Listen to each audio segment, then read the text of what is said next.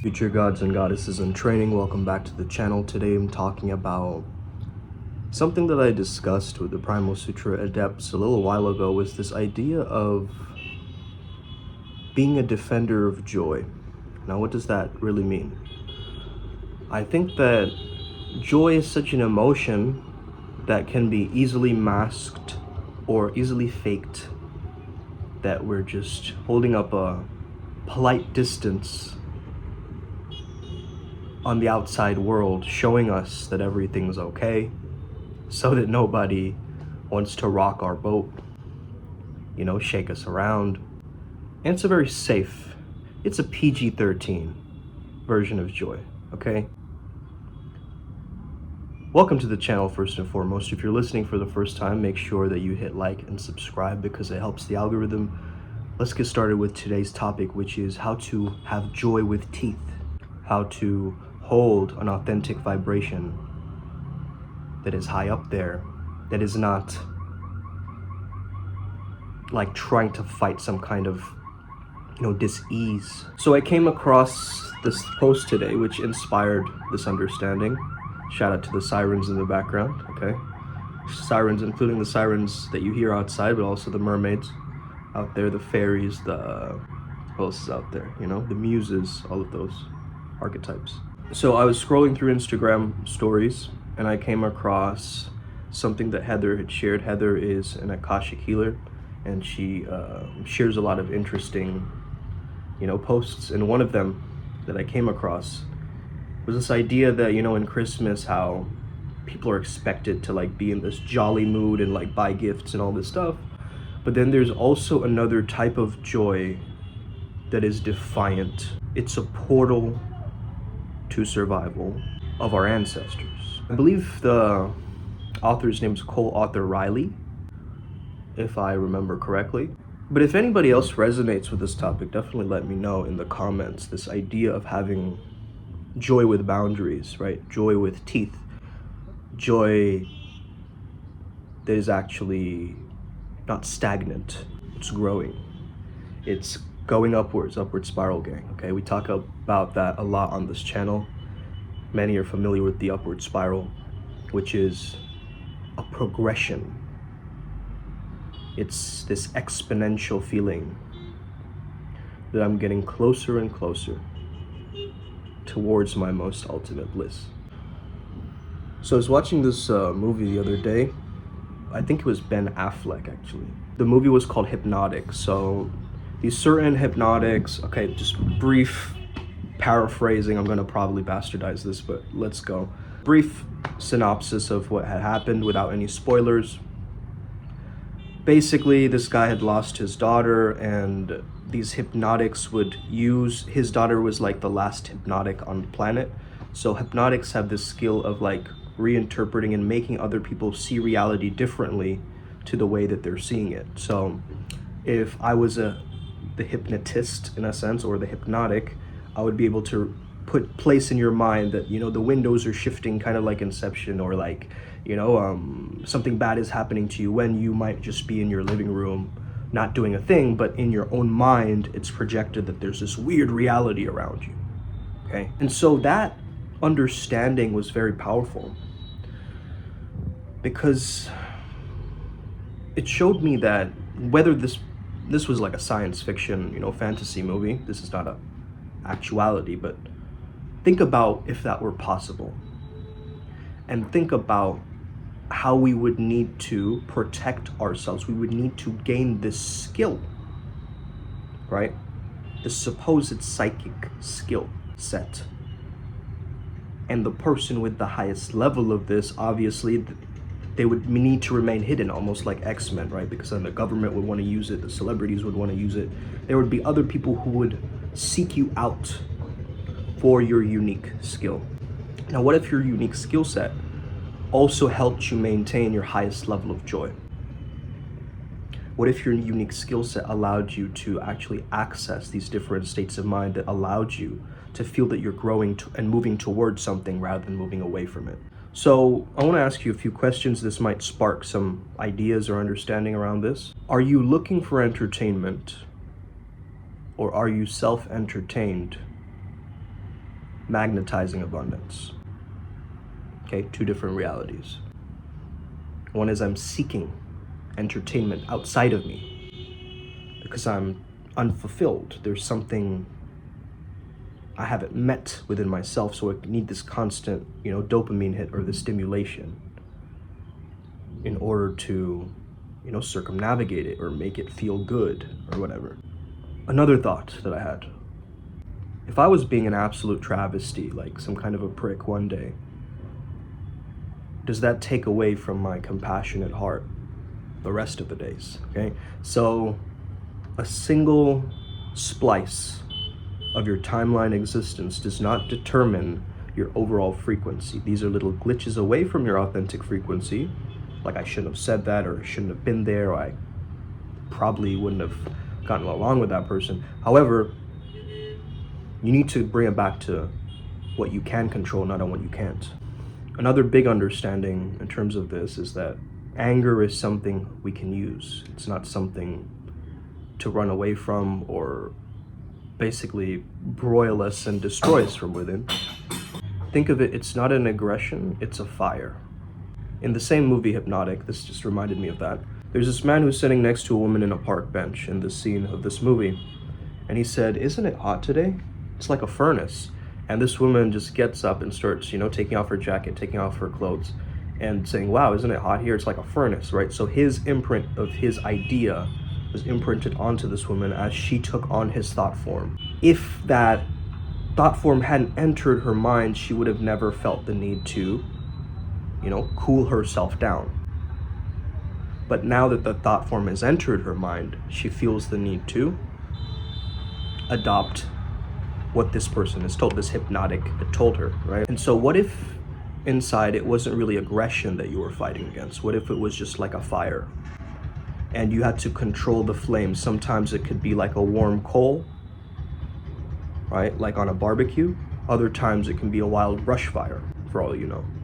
But you can control it. You have the limit to control that flame or that fire within you, the fire in the belly, which a lot of people have lost in this day and age, that drive, that momentum, whatever you want to call it. A lot of people keep it repressed so much that it comes out in unhealthy ways in random moments. However, I think when we start judging ourselves or judging others based on, different things, we start shrinking in our own power. We start shrinking in our own authenticity rather than expanding it outwards, helping us to grow, being a defender of joy.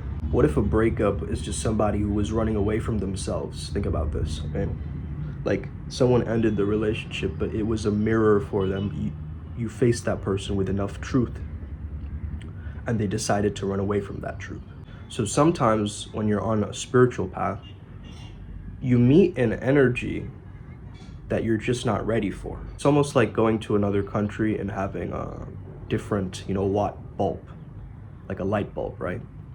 Like you bring a light bulb from another country, you need a different adapter or a different electrical, watts, different system in order to maintain or sustain that different energy shift or that different energy level, okay? So I think it's important that you don't banish your emotions to the pits of hell, but you embrace them, you befriend them, you honor them in a sense.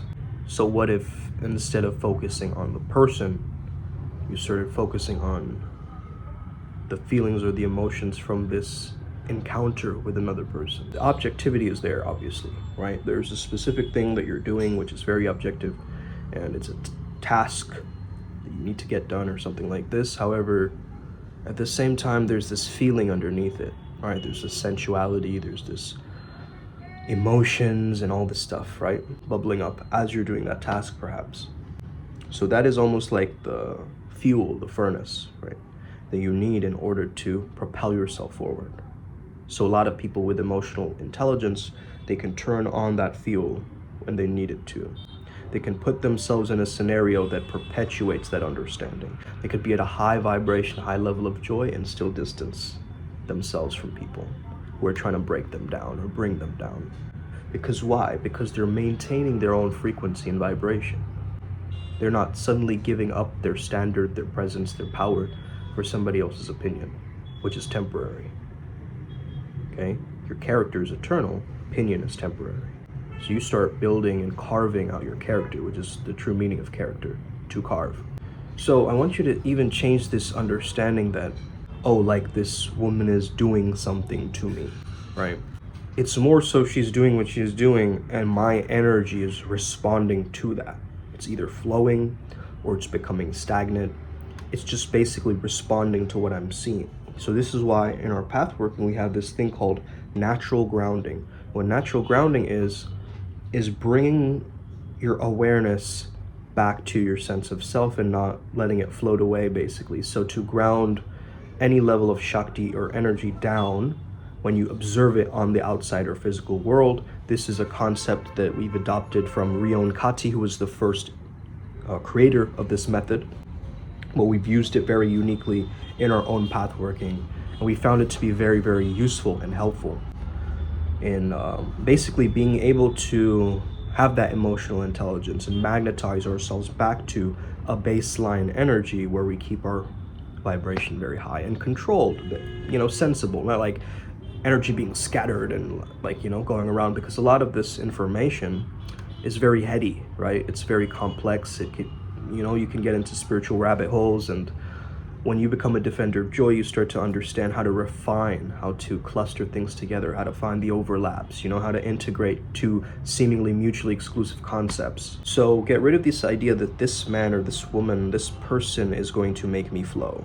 Instead, I am the flow, right? And they're just either amplifying it or dimming it down, or, they're having some effect on that flow, but I have prana that is within me and all around me, right? I can control my breath and change my state of being anytime that I choose. And so on the outside, it might be that this woman triggers something within me, but on the inside world, it's that it's triggered a part of my own feminine energy or my anima.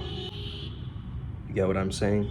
So I was recently listening to a spiritual master talk about these different topics, and one of the themes that came up was this idea of lust.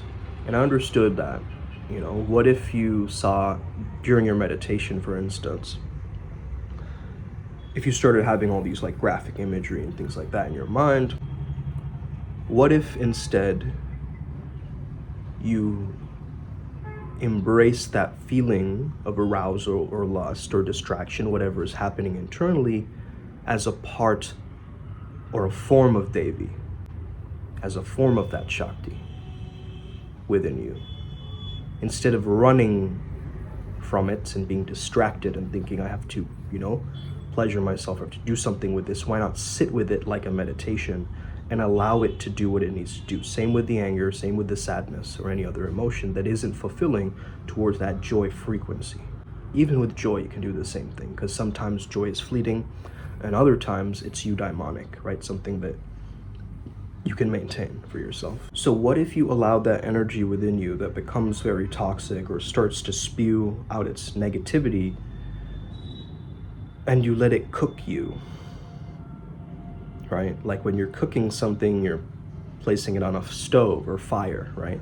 So the aggression is cooking you, okay? You can look at it like alchemy too, Negredo or blackening or melanosis, and going through those processes too. But you're cooking your frequency, you're refining it, you're understanding that yes, I'm joyful, but also don't mess with me. Yes, I'm in a high vibration, but also I have boundaries. I have carefrontations, not confrontations. It's not a fake confronting of something. It's a deep care with which I choose to step up and tell this person my true feelings and authentic understandings about the situation. So if we had a friendship with our emotions, we could also understand perhaps how to use AI differently. You see, what if we had the rishis or enlightened beings playing with this technology in such a way that wouldn't be destroying with this technology, because they're seeing from a higher level of becoming more conscious, right? They're seeing from a higher level of consciousness, and so maybe the technology will change from what we know, okay, through this interface with these high-level shamans, rishis, mystics. If you're not growing, you're destroying, you're stagnating. And also doing things out of boredom or apathy or these kind of lower emotions of fear or greed or doubt, all of that is slowly making you weaker and weaker. Whereas if you're acting from joy and following your bliss and being in your radiance, you start noticing, even if I made some, weird decision in that moment, I can still auto-correct it because I have that energy that I truly want. And I've noticed that this Defenders of Joy energy is oftentimes when you break away from the conformity in the mainstream and you try to find an authentic joy. Not one that's predetermined by anybody else or anybody else deciding for you that this is what joy should look like for you. But really going internal and having your internal world match with the external world. I think this is one of the biggest challenges in the modern world for us, is how to merge our internal and external realities, because the collective consciousness out there is a reflection of the things that we go through in our internal, right? So it's when you trust the spiritual reality that the magic starts to happen. So you want to understand that the universe is reading your intentions. It's not reading like how clever your idea is or how brilliant you're trying to be. It's reading the actual hidden agenda, the intention, what is really going on, what is it that you really need. So oftentimes you have no idea what you're asking for. You're asking for a huge mansion, but do you understand the feelings that you want to incorporate underneath that? Because what if you were in that mansion and then you were like, I need more entertainment, and you just start missing out on what you already have, right? Being ungrateful, you could say. So what if you told yourself instead, I want to feel like this, and you defend your joy, and you defend that state of mind. And I think with the defense, there's also an offense. I want to feel expansive, connected, abundant, free, liberated. And you think money or, relationships or health doesn't come into that picture? You think it doesn't touch those emotions or feelings? I've had many experiences where I've been with somebody and then there's these synchronicities that start to happen all of a sudden. I look behind me and I see Shiva and Parvati, or go to the mall and suddenly see this random, thing that I've been thinking about the past week. But you got to trust your inherent human side, whether that be light or dark, good or bad. You have to blend and turn the contradictory into complementary. So you start watering your life, but you're not attached to the fruits that come from it. So once you start to see these contradictions as complementary, you know that you will need to choose intelligent enemies. Okay? Pick your battles wisely. Because if you're arguing with a complete moron, what does that say about you? You get what I'm saying? If you have a very strategic opponent, very high level, that's gonna push your character. You're gonna do things you never thought you would. You're gonna push yourself through the boundaries and barriers and figure out different ways and loopholes around it, and set challenges for yourself and maybe try to push yourself to get up earlier, or you're going to act very differently if you have a different purpose in mind and you saw the contradictory nature that I'm against this person. No, my ops is complementary to me. Okay? They're playing their role, I'm playing my role. I don't need anybody to make me flow, but my cup overfloweth. And I just need to give. I need to provide. I need to share. And that's true charity. True charity is life has given me so much that I wish to contribute back now. So I hope this video gave you a different perspective of being a defender of joy, having joy with teeth, and being able to really speak your mind, right? Being able to hold your boundaries at a specific level, a certain frequency, a vibe that you cannot break, that you keep holding and watering and cherishing and cultivating until it is the infinite garden within and on the outside too. Flow must stay. Let's get it. Upward Spiral Gang. May we never be the same again. Hit that like and subscribe button, and I'll see you on the other side. Os.